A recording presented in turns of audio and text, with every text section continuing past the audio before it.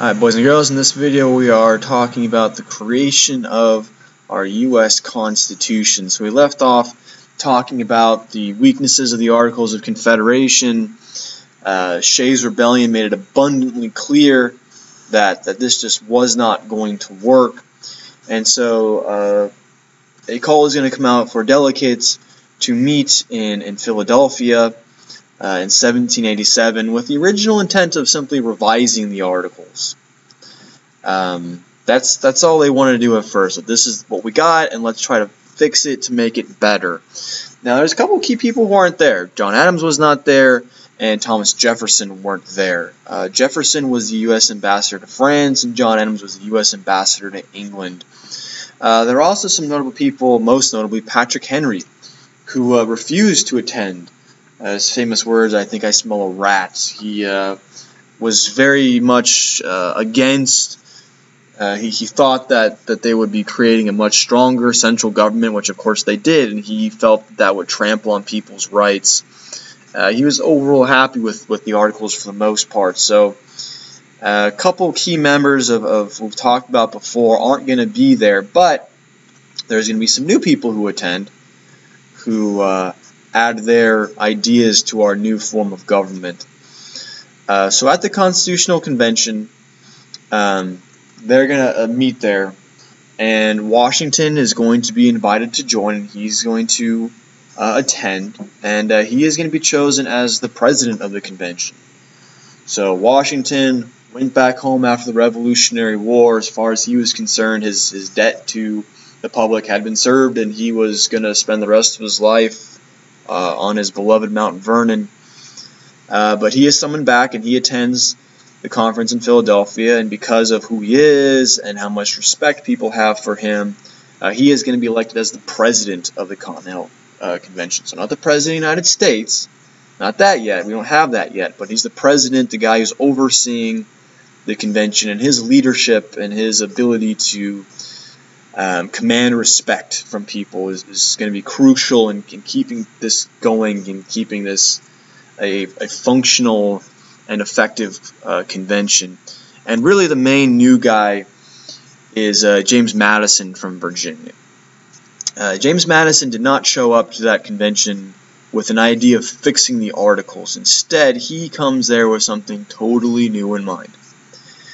He brings a plan that he has been creating using the influences, some of which we've talked about earlier, to create an entirely new system of government. And what he presents to the Constitutional Convention is going to become known as the Virginia Plan, because he was from Virginia. So his plan was to create a strong central government. He recognized the need that we needed a strong central government, but also he recognized that a government that was too powerful could trample on people's rights. So to prevent this, he draws upon Montesquieu's idea to split the power. So yes, this government as a whole was going to be powerful, but no one person nor one group was going to hold all that power. There's going to be separation into the three branches. Okay, the legislative branch and the legislative, the executive, and the judicial branch. Now, what he had in the legislative branch, the lawmaking branch of this, was that the number of people each state had, the number of votes each state had, was based upon the state's population. So the bigger the state, like Virginia, would have more votes. This is called proportional representation. I mean, his idea was if the voice of the people are supposed to determine things, those states that have more people should have more voice.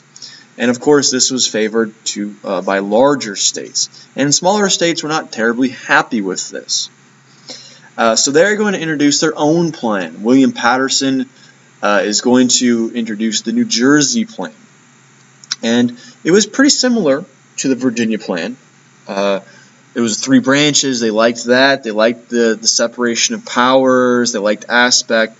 But the main part of it that, of course, they didn't like was how representatives were chosen in the legislative branch. And so his plan was that representation should be equal, that every state should have one, regardless of how big it is. So this, of course, favored the smaller states. So this was the biggest first point of contention in the Continental Convention, this arguing over how exactly is representation going to be determined. And there ultimately is going to be a compromise that is reached. That has become known as the Great Compromise, or the Connecticut Compromise.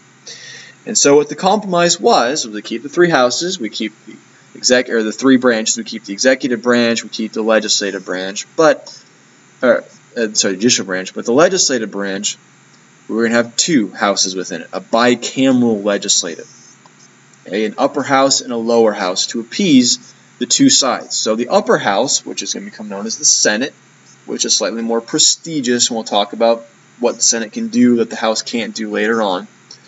But in the Senate, it is equal for all states. Every state has two. Our current state senators are Jeff Flake and John McCain.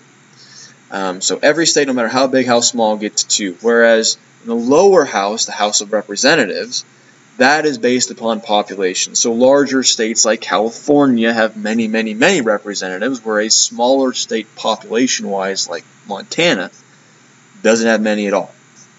So two houses, both sides kind of get what they want, and is a compromise that both agree with. There's one more compromise that pops up, however. The question asked by southern states that had slaves was that, do those slaves count as population? If so, that would give them more representatives and therefore more power in the House of Representatives. So southern states wanted slaves to count toward population, which of course is ironic because they didn't view them as people in the legal sense and certainly didn't treat them like people, but they wanted them to count as population toward representation.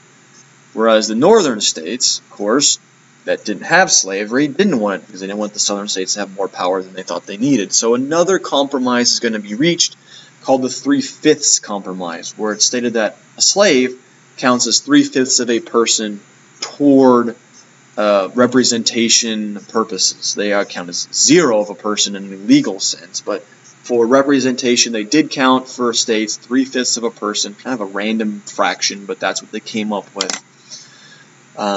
And with those two compromises, the Constitution was written.